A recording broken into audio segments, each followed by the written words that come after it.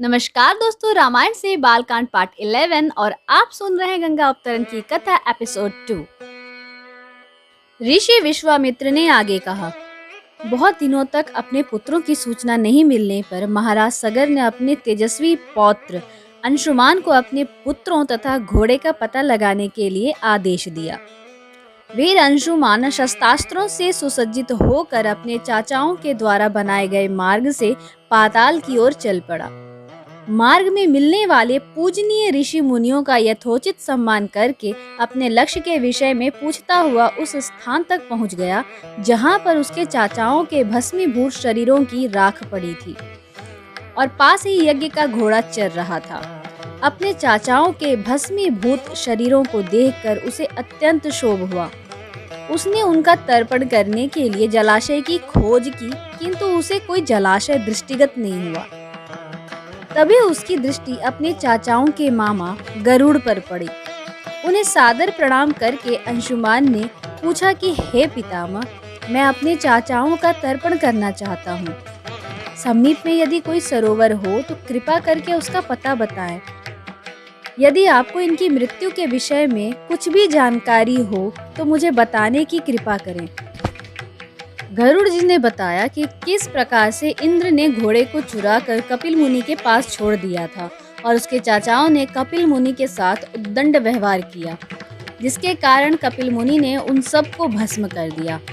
इसके पश्चात गरुड़ जी ने अंशुमान से कहा कि ये सब अलौकिक शक्ति वाले दिव्य पुरुष के द्वारा भस्म किए गए हैं, अतः लौकिक जल से तर्पण करने से इनका उद्धार नहीं होगा। केवल हिमालय की ज्येष्ठ पुत्री गंगा के जल से ही तर्पण करने पर इनका उद्धार संभव है। अब तुम घोड़े को लेकर वापस चले जाओ, जिससे कि तुम्हारे पितामह का यज्ञ पूर्ण हो सके। गुरुजी की आज्ञा अनुसार अंशुमान वापस अयोध्या पहुंचे और अपने पितामह को सारा वृत्तांत सुनाया। महाराज सगर ने दुखी मन से यज्ञ पूरा किया। वे अपने पुत्रों के उद्धार करने के लिए गंगा को पृथ्वी पर लाना चाहते थे, पर ऐसा करने के लिए उन्हें कोई भी युक्ति न सूझी। थोड़ा रुककर ऋषि विश्वामित्र ने कहा, महाराज सगर के देहांत के पश्चात अंशुमान बड़ी न्यायप्रियता के साथ शासन करने लगे। अंशुमान के परम प्रतापी पुत्र दिलीप हुए। दिलीप के वश हो जाने पर अंशुमान दिलीप को राज्य का भार सौंपकर हिमालय की कंदराओं में जाकर गंगा को प्रसन्न करने के लिए तपस्या करने लगे, किंतु उन्हें सफलता प्राप्त नहीं हो पाई और वे स्वर्ग सिधार गए। इधर जब राजा दिलीप का धर्मनिष्ठ पुत्र भगीरथ बड़ा हुआ तो उसे राज्य का भार सौंपकर दिलीप भी गंगा को पृथ्वी पर लाने के लिए तपस्या करने चले गए, पर उन्हें भी सफलता नहीं मिली। भगीरथ बड़े प्रजावत्सल नरेश थे, किंतु उनकी कोई संतान नहीं हुई। इस पर वे अपने राज्य का भार मंत्रियों को सौंपकर स्वयं गंगावतरण के लिए गोकर्ण नामक तीर्थ पर जाकर कठोर तपस्या करने लगे। उनकी अभूतपूर्व तपस्या से प्रसन्न होकर ब्रह्मा जी ने उन्हें वर मांगने के लिए कहा। भगीरथ ने ब्रह्मा जी से कहा कि हे प्रभु, यदि आप मुझ पर प्रसन्न हैं तो मुझे यह वर दीजिए कि सगर के पुत्रों को मेरे प्रयत्नों से गंगा का जल प्राप्त हो सके, जिससे कि उनका उद्धार हो सके। इसके अतिरिक्त मुझे संतान प्राप्ति का भी वर दीजिए, ताकि इक्ष्वाकु वंश नष्ट न हो। ब्रह्मा जी ने कहा कि संतान का तेरा मनोरथ शीघ्र ही पूर्ण होगा, किंतु तुम्हारे मांगे गए प्रथम वरदान को देने में कठिनाई यह है कि जब गंगा जी वेग के साथ पृथ्वी पर अवतरित होंगी तो उनके वेग को पृथ्वी संभाल नहीं सकेगी। गंगा के वेग को संभालने की क्षमता महादेव जी के अतिरिक्त किसी और में नहीं है। इसके लिए तुम्हें महादेव जी को प्रसन्न करना होगा। इतना कहकर ब्रह्मा जी अपने लोक को चले गए। भगीरथ ने साहस नहीं छोड़ा। वे 1 वर्ष तक एक पैर के अंगूठे के सहारे खड़े होकर महादेव जी की तपस्या करते रहे। केवल वायु के अतिरिक्त उन्होंने किसी अन्य वस्तु का भक्षण नहीं किया।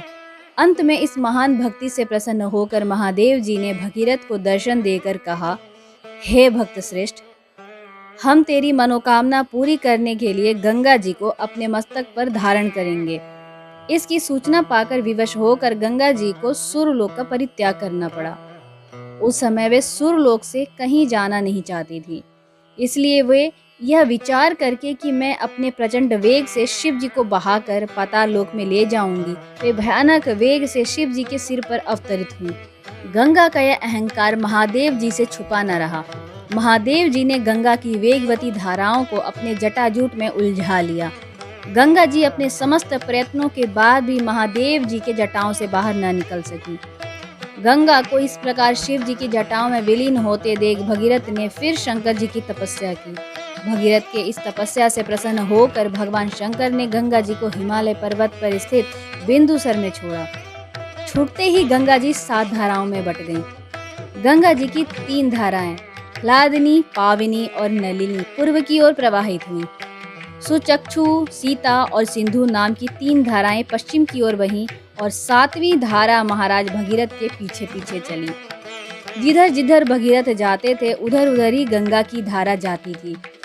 स्थान स्थान पर देव, यक्ष, किन्नर, ऋषि, मुनि आदि उनके स्वागत के लिए एकत्रित होते जा रहे थे।